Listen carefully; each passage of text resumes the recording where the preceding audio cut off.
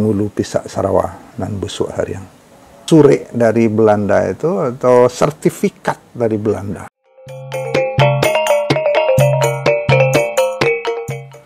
Assalamualaikum saudara. Kita akan bicara tentang penghulu. Penghulu berdiri sejak awal Nagari di Minangkabau berdiri. Nagari pertama itu dalam undang tentang Nagari disebutkan Nagari Bampek Suku. Dalam suku Babuah Parut, suku Diagiah Bapangulu, rumah Diagiah Batung Danai. Jadi Penghulu sejalan lahirnya dengan Nagari di Minangkabau. Penghulu adalah pemimpin dari kaum, dari suku. Dalam ide awalnya, Penghulu itu orang yang berada, orang yang berkecukupan. Kenapa? Karena kaum atau suku menyediakan tanah abuan atau sawah abuan atau sawah paduan, semacam tanah bengkok khusus hasil sawah itu untuk isi saku, untuk uang jalan dari seorang penghulu. Penghulu yang selalu diberi gelar Datuk pada masa awalnya adalah pemimpin yang tidak perlu memikirkan belanja dirinya. Kenapa? Karena dia dibelanjai oleh kaumnya dengan hasil sawah abuan atau sawah paduan atau turihan. Ada beberapa istilah, tapi sebahagian harta pusaka itu sebuah sawah yang sengaja dikerjakan dan hasilnya itu semata-mata untuk belanja pribadi seorang penghulu.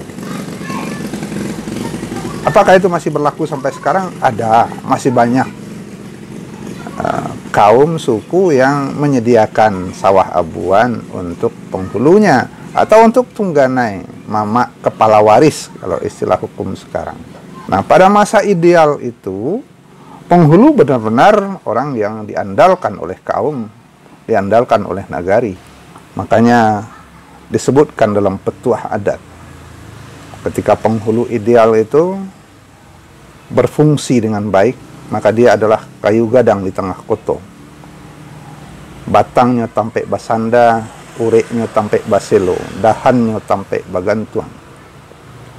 Daunnya ameh suaso, bungonya diambil kesuntiangan, buahnya diambil kadimakan. Tampek balinduang kepanehan, tampek bataduah kehujanan. Begitu besar fungsinya bagi kaum, bagi masyarakat di Nagari. Itu penghulu pada periode awal pendirian Nagari. Sebagian besar masih ada penghulu yang berfungsi begitu. Tapi karena perubahan zaman, perjalanan waktu, ada penghulu yang kemudian tidak lagi memperoleh penghasilan dari sawah abuan. Ada sawah abuannya yang kebetulan sudah tergadai, terjual oleh si penghulu karena masa paceklik. Atau karena basi balangan baju, penghulu ini bertambah barisannya. Penghulu yang semula dari satu kaum, satu payung cuma satu orang, karena nak kemenakan banyak, ditambah penghulu indu, pangkatuo, sehingga dalam satu suku itu bisa lebih dari satu penghulu. Penghulu pucuk bule kalau di Kota Piliang, kemudian ada penghulu urek tunggangnya. Bahkan di Nagari Kurai urek tunggang itu 100 penghulu. Sementara pucuk buleknya cuma 26. Nah, pada kondisi itu, uang belanja atau untuk isi saku seorang penghulu tidak lagi ada dari sawah abuan. Di samping sebagian sawah abuan itu juga sudah tergadai bahkan terjual dalam situasi ekonomi yang sulit. Perubahan waktu, perubahan situasi itu menyebabkan ada degradasi, ada penurunan kualitas. Maka pada masa-masa akhir abad ke-19 mulai ada kritik terhadap penghulu. Kritik itu dari Cadia Pandai, dari penghulu sendiri, dari anak kemenakan. Lahirlah beberapa hasil pemikiran dan hasil penglihatan, pengamatan dari masyarakat. Lalu lahirlah beberapa pendapat tentang tipe perilaku perangai penghulu yang tidak disukai. Jadi penghulu yang ideal di masa lalu itu sebagian sudah mengalami degradasi, lahirlah istilah 6 cemo bagi penghulu. 6 tipe yang tidak disukai. 6 tipe penghulu yang justru merusak adat. Siapa mereka?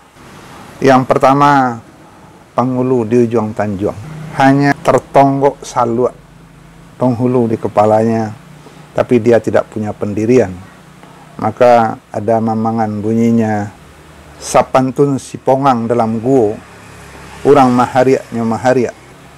Kalau diimbau bunyinya ado, dicari indak basuo. Itu penghulu yang tidak lagi berfungsi. Yang kedua, penghulu ayam gadang, yang menurut untayan Kato Pusako, gilo bakote ilia mudia, bilo bakukua suok kida, mamanggaan tuah kamanangan, bakote indak batalua, tinggi wo pada boto, ancak bungkuih pangabe kurang. Artinya pencitraan terlalu tinggi, buktinya tidak ada. Kritik yang ketiga digambarkan dengan penghulu buluh bambu. Batareh tampak keluar, nan di dalam kosong saja. Tampang elok takah balabiah, lagak rancak akak tak ado. Ilmu jauh sekali, awak datuk jenya awak. Ini kritikan terhadap penghulu yang tidak mau menambah pengetahuan adatnya, sehingga ketika berhadapan dengan situasi keadaan yang rumit, dia tidak bisa apa-apa. Penghulu katuk-katuk, iolah tontong orang di ladang. Kalau diguguh inyo babunyi, disaru baru basuaro, kamangecek takwi balabiah. Ya, penghulu yang tidak percaya diri untuk menghadapi perubahan zaman, menghadapi situasi yang sedang berkembang. Kepercayaan dirinya tidak ada. Dia baru hadir di tengah keramaian ketika ada yang menariknya ke tengah. Dia tidak bisa memperlihatkan eksistensinya. Yang kelima, penghulu tupai tuo. Ini lebih menyedihkan lagi. Dia merasa tidak bisa apa-apa dalam adat, tidak merasa bisa melakukan fungsi apapun. Dia hanya duduk di sudut dan berusaha menyembunyikan dirinya. Tibo di penghulu tupai tuo, gadang indak mengatangah, indak tatampuh ujung dahan, alek jamu indak tajalang, alua tak ado nata turi, jalan tak ado nata tampuh. Ragu jo sagan dalam dirinya, tidak percaya diri juga. 1-5 itu orang yang kehilangan identitas sebagai penghulu. Yang keenam, justru ini yang merusak sekali. Istilahnya pun sangat jorok. Dikatakan penghulu pisak Sarawa atau penghulu busuk hariang. Arti bahasa Indonesianya penghulu yang bau pesing. Sehingga kata-katanya dalam mamangan adat itu juga kasar sekali. Penghulu pisak Sarawa, itu penghulu nan jahannam, hino bangso rendah martabat, hati yang pahamnya busuk, panjang aka ndak malili, budianya pikiran hariang. Kekesalan tertinggi dari pengamat, dari masyarakat terhadap penghulu, sehingga lahirlah ungkapan-ungkapan itu. Jadi yang 6 itu menyedihkan semua.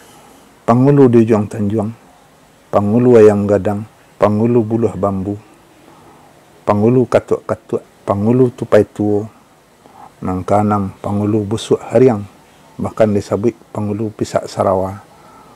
Saudara, 6 julukan itu hasil pengamatan dari masyarakat, dari Cadiak Pandai, dari para penghulu sendiri, ketika sebagian penghulu berubah perangainya, berubah eksistensinya, menurun kualitasnya di mata masyarakat. Maka lahirlah 6 julukan yang sangat menyedihkan itu. Tidak ada lagi ciri-ciri penghulu ideal pada diri mereka. Penghulu yang pada masa awalnya diharapkan sebagai tempat bertanya, kapai tampe batanyo, kapulang tampe babarito, kayu gadang di tengah koto, batangnya tampai basandan, dahannya tampai bagantuang, ureknya tampai baselo, tampai balinduang kepanasan, tampai bataduah ke hujan. Sudah berapa banyak yang menjadi kelompok yang 6 tadi? Wallahu alam. Apakah masih ada yang penghulu yang ideal seperti yang dicita-citakan? Masih banyak. Apalagi kalau dalam kaum itu anak kemenakan atau anggota kaum ada yang berkembang menjadi orang-orang yang cerdas dan pintar, dan masih ada sawah abuan untuk belanja untuk seorang penghulu yang mengurus kaum. Yang 6 tadi adalah degradasi untuk sebahagian ketika jumlah penghulu ini bertambah, dan ada intervensi pada masa pemerintah Belanda ketika sebagian penghulu itu diiming-imingi dengan gaji, diiming-imingi dengan emas, diiming-imingi dengan kekuasaan oleh Belanda, sehingga ada istilah penghulu basure. Sebagian penghulu tergiur untuk mendapatkan sure dari Belanda itu, atau sertifikat dari Belanda, dari pemerintah Belanda. Nah, sebagian mereka itu kemudian berperilaku seperti yang menyedihkan tadi. 6 penghulu yang tidak sesuai dengan cita-cita semula. Penghulu di ujung Tanjung, penghulu Gayam Gadang, penghulu Buluh Bambu, penghulu Katuk-Katuk, penghulu Tupai Tuo, penghulu Pisak Sarawak, dan Busuk Hariang. Mudah-mudahan tidak banyak mereka yang 6 ini. Itu hanya peringatan. Kalaupun ada, mudah-mudahan kaumnya segera mencarikan ganti yang seperti dicita-citakan semula. Sampai jumpa dalam episode yang lain. Assalamualaikum warahmatullahi wabarakatuh.